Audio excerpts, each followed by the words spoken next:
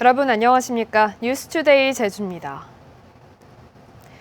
고유정 살해 사건 피해자인 전 남편의 것으로 추정되는 유해 일부가 인천에서 발견됐습니다. 또 고유정이 범행 전에 흉기뿐 아니라 표백제와 청소도구까지 미리 준비한 사실도 확인됐습니다. 김찬현 기자입니다. 인천의 한 재활용품 업체.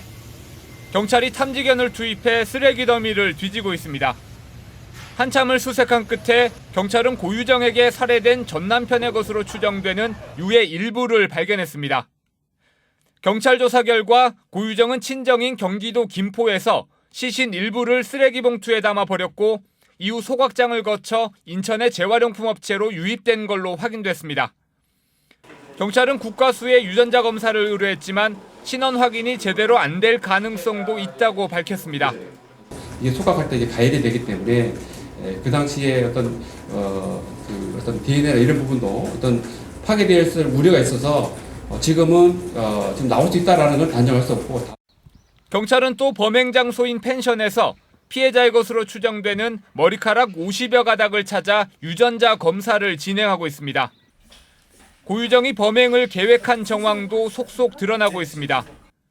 범행 사흘 전 종량제 봉투와 여행용 가방은 물론 표백제와 청소도구를 구입한 장면이 CCTV에 찍혔습니다. 경찰은 고유정이 이혼과 재혼, 양육권 등 가정 문제로 범행을 저지른 것으로 보고 있습니다. 경찰은 오는 11일 이번 사건에 대한 최종 수사 결과를 공식 발표하고 다음 날 사건을 검찰에 넘길 계획입니다. MBC 뉴스 김찬현입니다. 외국인 전용 카지노의 이전과 대형화를 막는 내용의 조례 개정안이 오늘 개회되는 제주도의회 정례회에 상정됩니다. 카지노를 비롯한 관광 산업이 위축된다며 업계에선 반발하고 있고 제주도는 상위법에 위배된다며 제의 여부를 검토하고 있습니다. 오승철 기자의 보도입니다. 랜딩 카지노가 지난해 신화역사공원으로 이전하면서 영업장 면적을 7배 가까이 확대해 편법 논란이 일었습니다. 내년 봄 준공 예정인 드림타워에도 카지노 이전이 불을 보듯 뻔한 상황. 제주도의회 이상봉 의원은 건물의 멸실이나 재건축 등 불가항력인 경우에만 카지노 이전을 허가하고 면적도 10% 내에서 변경할 수 있도록 조례 개정안을 대표 발의했습니다. 국제적인 감독 수준을 얘기하려면 먼저 선 제도 개선 후 대형화 논의를 하는 게 도민 정서라든가 도민 이익에 부합된다라는 그런 기본 출발선에서 도의원 18명이 동참해 큰 이변이 없는 한 오늘 개회되는 정례회에서 통과될 것으로 보입니다. 관광업계에서는 일방적 규제보다 사회적 부작용을 줄이면서 세계적 추세에 맞춰 복합산업으로 육성해야 한다는 의견을 냈습니다. 제주도의 관광산업 발전을 위하여 규제 일변도의 정책을 벗어나 글로벌을 지향하는 발전적인 제도와 인식의 전환이 필요하다고 생각합니다. 제주도는 변경 허가를 엄격히 제한하는 것은 관광진흥법이나 지방자치법에 위배될 소지가 크다고 보고 있습니다. 결국 도의회를 통과하더라도 제2요구 가능성이 높습니다. 오는 20일까지 11일간의 회기로 열리는 이번 정례회에서는 또 2018년도 제주도와 교육청의 예산 결산 심의를 비롯해 해군기지 건설 과정에 대한 진상규명 촉구 결의안, 한방 난임 치료 지원 조례안 등이 처리됩니다. MBC 뉴스 오승철입니다. 제주를 찾은 내국인 관광객이 2달 연속 줄었습니다. 제주도 관광협회에 따르면 지난달 제주를 방문한 내국인 관광객은 117만 명으로 4월보다 3.4% 줄어 2달 연속 감소세를 이어갔습니다. 반면 외국인 관광객은 14만 6천여 명으로 63% 증가했습니다. 삼다수의 시장 점유율이 40%대를 회복하지 못하고 있습니다. 관련 업계에 따르면 지난 4월 기준 삼다수의 시장 점유율은 38.5%로 공장 사고로 공급의 차질을 빚었던 지난해 말 이후 40% 아래에 머물고 있습니다. 삼다수의 시장 점유율은 지난 2015년 45.7%로 정점을 찍었지만 지난해 말 공장 직원 사망 사고로 34.8%까지 떨어졌습니다.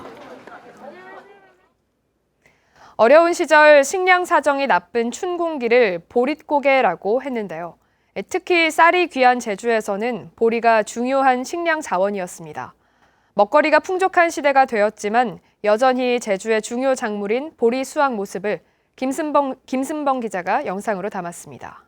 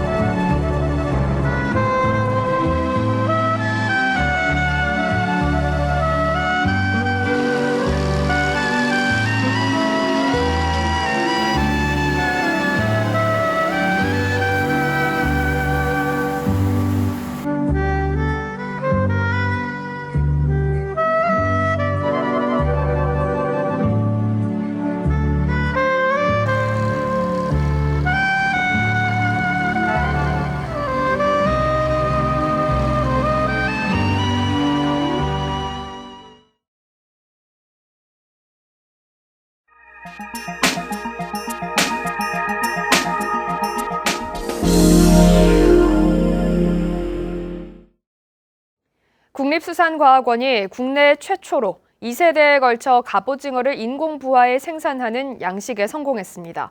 고급 어종인 갑오징어를 대량으로 상업 양식을 하기 위한 연구도 착수했습니다. 이훈 기자가 보도합니다. 작은 갑오징어들이 수조 안을 헤엄쳐 다니며 동물성 플랑크톤을 먹습니다. 부화한 지 100일 된 몸길이 5cm의 어린 갑오징어입니다. 이들은 지난해 4월 남해에서 잡힌 어미 갑오징어로부터 수정란을 확보해 키운 1세대 갑오징어입니다. 시행착오를 거쳐 생존에 적합한 초기 먹이를 찾아낸 끝에 올해 초 어미로 성장했고 다시 이들에게서 알을 받아 지난 2월 2세대 갑오징어를 낳는 전 주기적 양식에 성공했습니다. 2세대에 걸쳐 갑오징어 양식이 성공한 건 국내 최초로 현재 2천여 마리가 부화했습니다. 섭씨 15도 이상의 적정 수온을 유지하고 먹잇감으로 적합한 사료를 제공해 자연 상태보다 빠르게 자라고 있습니다. 연구 결과를 토대로 초기 먹이를 안정적으로 먹기 시작하는 단계의 종자를 방류하면 자원 정대 효과가 더 커질 것으로 여겨집니다. 국립수산과학원 동해수산연구소는 부화한 개체를 민간 양식장으로 옮겨 대량 상업 양식을 위한 연구에 착수했습니다. 생존율이 얼마나 될지가 관건이지만 상업 양식에 성공한다면 자원 회복과 어민 소득 창출에 도움이 될 것으로 기대됩니다. 서해와 남해에서 주로 잡히는 갑오징어는 40년 전만 해도 동해에서도 연간 200톤 정도가 잡혀 마리당 2만 원 이상으로 거래된 고급 어종이었습니다. 동해수산연구소는 오징어 자원 회복을 위해 살오징어의 인공종자 생산 연구도 추진할 계획입니다. MBC 뉴스 이웅입니다. 대전시가 타이어와 브레이크 패드 마모 등에 의한 도로 위 미세먼지를 줄이기 위해 먼지 먹는 하마로 불리는 분진 흡입차를 도입했습니다. 조명아 기자가 보도합니다. 아스팔트 위에 쌓인 먼지 위로 8.5톤짜리 도로 분진 흡입차가 지나갑니다. 강력한 흡입 장치가 먼지를 빨아들여 도로 위의 먼지가 깨끗하게 제거됐습니다. 타이어와 브레이크 패드 마모 등으로 발생한 미세먼지를 제거하는 분진 흡입차입니다. 대전시는 사업비 21억 4천만 원을 들여 이달 분진 흡입차 7대를 처음 도입했는데 서울과 부산, 인천에 이어 전국 특광역시 가운데 4번째입니다. 도로 공극에 쌓여 있는 미세먼지를 진공 흡입력을 이용해서 청소를 합니다. 그리고 포집을 하고 그다음에 공기는 깨끗하게 정화를 시켜서 대기로 방출을 합니다. 분진 흡입차는 노면 청소차와 살수차 등 기존에 이용하던 도로 청소차들에 비해 미세먼지 제거 효율이 2~3배가량 높습니다. 대전시는 이번 분진 흡입차 도입으로 대전의 도로 재비산 먼지 배출량 129톤 가운데 4.4%인 5.7톤이 줄어들 것으로 내다봤습니다. 또 물을 이용하지 않으므로 겨울에도 부담 없이 차량을 운행할 수 있고 구조상 노면을 청소하기 편리합니다. 금년 6월 시범 운행을 시작으로 해서 7월부터는 차량 운행이 많은 8차선 도로 이상 산업단지 도로를 포함해서 본격 시행하고 내년부터는 6차선 이상 도로까지 대전시는 한밭대로 등 대형 도로와 대전 산업단지 등 산단 내 도로를 중심으로 3일에 한 번씩 먼지를 제거할 예정입니다. MBC 뉴스 조명아입니다.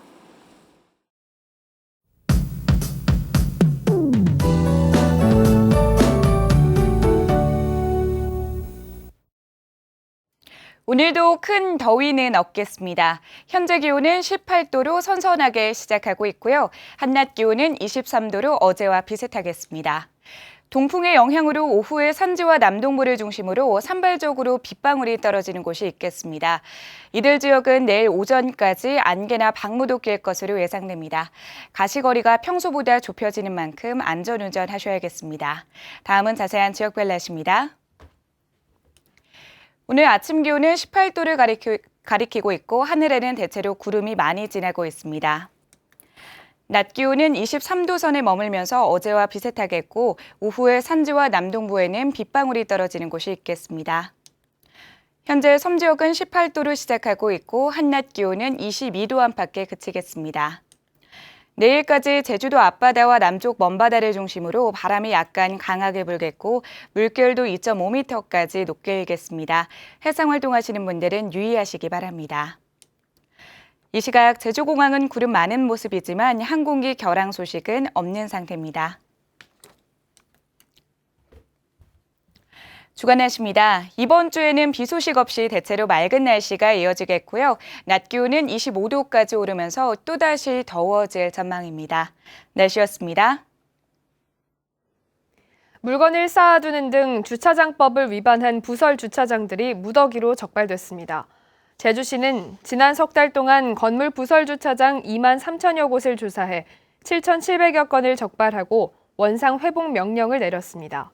위반 유형으로는 물건 적치가 1,500여 건으로 가장 많았고 불법 용도 변경과 출입구 폐쇄 순이었습니다.